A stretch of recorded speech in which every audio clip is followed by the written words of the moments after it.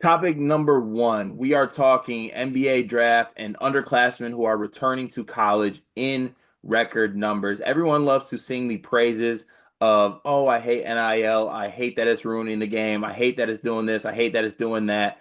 But here's a positive, I think, of NIL and what it's doing for college basketball. On top of seeing players like JT Toppin come back to school, who was Big 12 Player of the Year, first team All American, everything associated with that. Only 106 players entered the 2025 NBA draft as early entry candidates.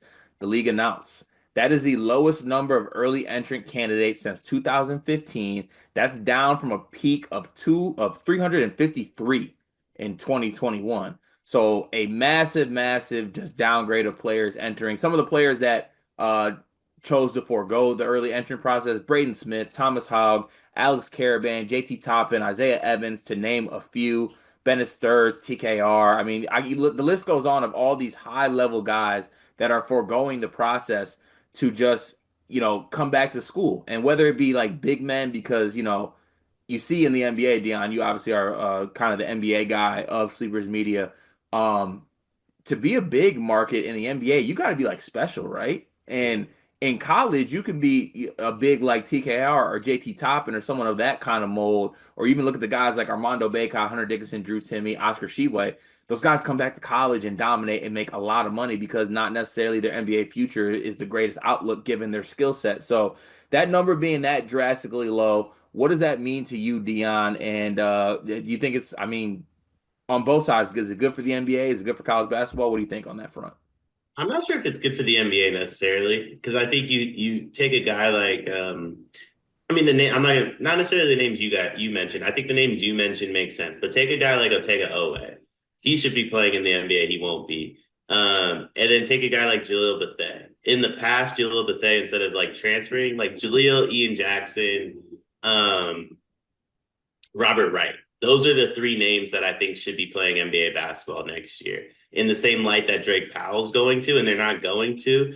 And I do honestly believe playing college basketball hinders your development in comparison to the NBA because you don't have the same resources, you don't have the same time, you don't have like the same ability to do. You're going to school still, like you just don't have the same ability to work the way you do in the NBA. But for like a Bennett Sturts, Braden Smith, TKR, even like Oscar Club, pretty much the whole Purdue team. But like I would also include like Yaxel in this list.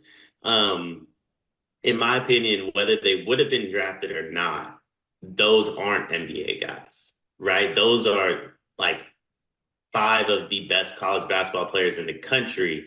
In Yaxel's case, he might be the best player in the country. But like those are guys that were destined to whether they got a shot in the NBA or not to ultimately play in Europe, in my opinion, just because I don't think their skill sets are like NBA skill sets necessarily. And keeping those guys in college instead of them playing European basketball early, I think is phenomenal for college basketball. I also think it's phenomenal for the NBA because I look at like an Anthony Randolph who went to the NBA, stunk it up, and now is maybe like the greatest European basketball player of all time. If he can skip that NBA portion and just play college basketball, make a bunch of money, then go to Europe, that's better for both products. We interrupt this sleepers video to tell you about an offer from Underdog Fantasy. Cart, you love Underdog Fantasy, correct? Of course I do. Can I have a moment real quick? Please. Thank you for that. In fact, I'm going to cut you off because our listeners like when we keep these short and sweet. Underdog Fantasy. Sign up as a new user, use promo code SLEEPERS, get bonus funds up to $1,000, 50% of your deposit match. The NBA playoffs are rocking right now. I played Underdog last week with a Cade Cunningham line. I'm looking forward to doing it throughout the entire first round of the NBA playoffs, but there's more. You can place picks on golf. You can place picks on baseball. You can place picks on the NHL playoffs that are rocking right now. Join Underdog Fantasy, promo code SLEEPERS. Support this show so that we can keep bringing videos to you. Back to the video. Yeah, and look, you see, like, whether it's guys just choosing to come back, maybe they're fringe guys, maybe they're even outside of the top. Like, you look at JT Toppin is a great example of this because second team All American last year, and honestly, I think JT Toppin ends up being an NBA player, but he is apparently going to make around $4 million at Texas Tech this season. That exceeds all of like the draft outside of I think the top 15 NBA draft picks, that exceeds the rookie salary scale, right? So he's a player that can improve his stock, also like come back and make a lot of money. And Texas Tech could be really good. I think it's just you're seeing that the skyrocketing NIL market is making decisions like this easier for certain players. So I'm all for this because at my heart of hearts, I'm a college basketball fan, right?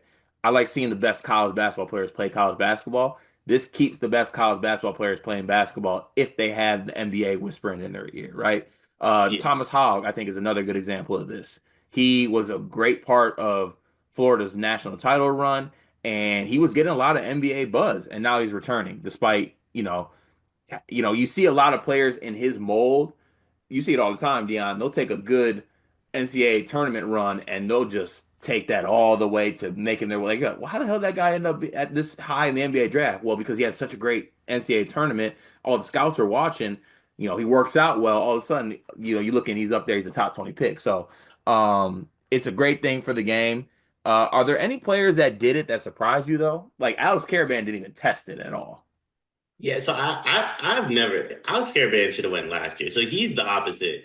Alex Caravan is the type of guy. If an NBA team tells you they're going to draft you, you should go because brother, you have no business being in the NBA. Just go enjoy them 4 years before it's gone. The one that super shocks me is Andrei Stojakovic. I don't get it. I don't get why NBA teams aren't involved in him. I don't know how much Illinois offered him, but I'm assuming it's in that 2 to 3 million range, just based upon the price tags other people are getting. That's like second round money. I think NBA teams can match that number if they really wanted to. He's an NBA. He will play in the NBA. He's 38% 3-point shooter, 18 points per game. I think he has the wingspan to develop defensively. He won't be ever like a lockdown defender, but I don't think he can hurt you on that side of the floor, and he can pass the ball well. So I don't understand why he's still playing college basketball at all. Yeah, I'm not too sure about that either, but I think it is what it is. You know, for me, at the heart of hearts, is I get to see college basketball players play college basketball more. So I'm always gonna be for it, and they get their money. You know what I'm saying? Middle finger to the system. Go get paid, in the words of Young Dolph. But crazy numbers. Shout to NIL. There are positives to it. Besides everyone screaming that they're destroying mid majors. Grow up every once in a while.